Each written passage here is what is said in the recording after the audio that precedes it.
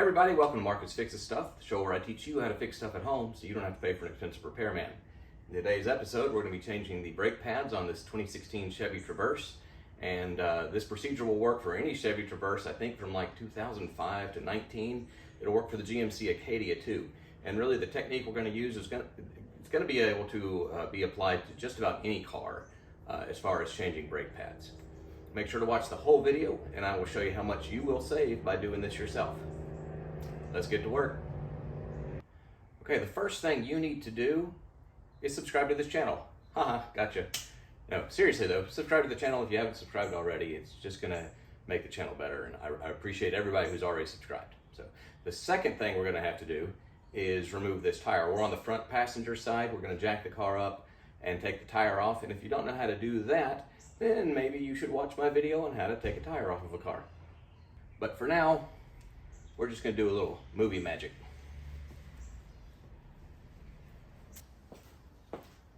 Alright, as you can see, I've got the tire off now.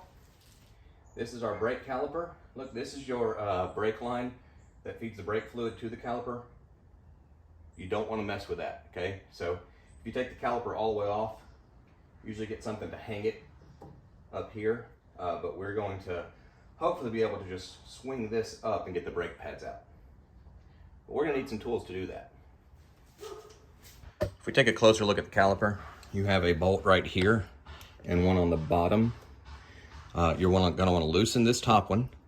It's a number 13 millimeter socket, and don't take this one all the way out. Just loosen it enough to be able to lift this compartment up.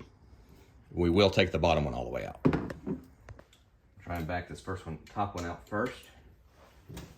Again, yeah, see, gravity's your friend whenever you're trying to undo a thing. So don't try and push down like I'm doing here.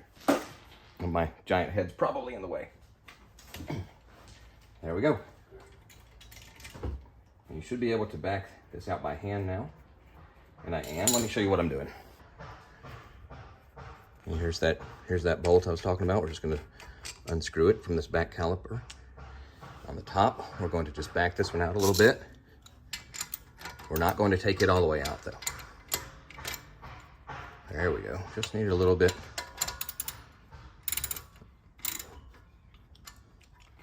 Yeah, a little bit loose. I'm going to grab the caliper body and swing it open.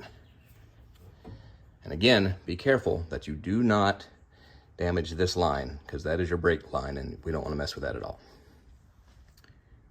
Okay, so now you see that we have the old brake pads. Those really just slide out. If they, you can see how worn they are. If they stick, just get a screwdriver and you can pry it right back out. But they should pop right out of the top and bottom. Just pull it out, and there you go. Let's get our new ones. Before we put the new pads on, we're going to take this brake cleaner and we're just going to kind of thoroughly douse this. Let it drip like that, and it's going to get all your brake dust and nastiness off of this rotor. Okay, so here's what we took off, and I got these new pads at a local auto parts store. You can buy them online, but you really need to be careful that you get the right size. And as you can see, this sizes up. This is going to be, this is going to go on this side. Obviously, you want these are your pads. You want them to go against the rotor. Be careful ordering online because you want to make sure you get the right size. But number two, when you do buy it at a local place where you can walk in, you can actually take your old part with you and see that you're getting the right thing. Now, I paid a little more for these. These were $50, but they do come with a warranty. And, you know, that's something to think about. This set of brakes came with these new little brake pad clamp holders, and you pop the old ones down and pull them out. This is a new one. And put it back in. You line it up right and pop it back up into place. You're going to simply take this, put it in the bottom first, and then just snap it in. That's all you got to do. Take the next set. Going to go the same way. Place it in here and pop it in. One final thing we have to do is get these pistons pushed back into place. These come out as you apply pressure with your brake pad or inside the car, and we've got to get these pushed back in because this is not going to fit over these new pads. It's used to those old thin ones. So what we do there, put a brake pad in there. Now they make little tools, little clamp tools that'll push these back in. You screw a little wing nut and it pushes them back in. You can use a C-clamp if you want. We're gonna take this clamp. We're gonna put an old brake pad back into place.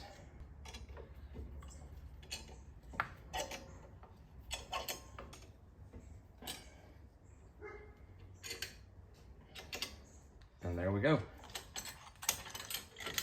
Remove that clamp, remove the old brake, and we should now be able to slide this right back over the new brakes. Right in place. And take this bolt here, screw it back in.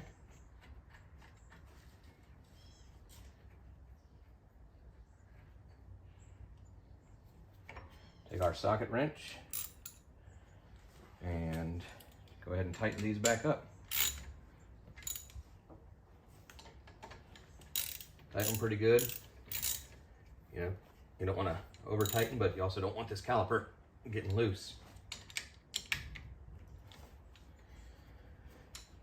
Okay, last thing I'm going to say with this job is when you get back in your car, crank it up before you go anywhere. I mean, after you put the tire on, of course. Pump your brakes several times to get the brake fluid back down to these pistons. Pushing those back up could have caused the brake fluid to go back up into the system. Pump the brakes, brings them back down, get it nice and tight. All right, we're going to put the tire back on, make sure it all works, but first I'm going to show you how much money you save by doing this yourself. If you take your car somewhere to get the brake pads changed, the average cost is $350. It can be as high as $500, and if you've got a fancy car, it can be even more than that. The price for me to do the front brakes myself was $50, and that was just for the brake parts.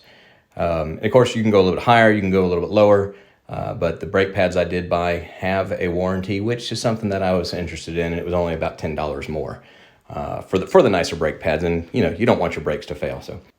So $50 to do it myself, that's a savings of $300, and that is outstanding. Plus, it only took maybe really less than 30 minutes to do this myself. And if I can do it, you can do it. Now let's get back to the car. And there you have it.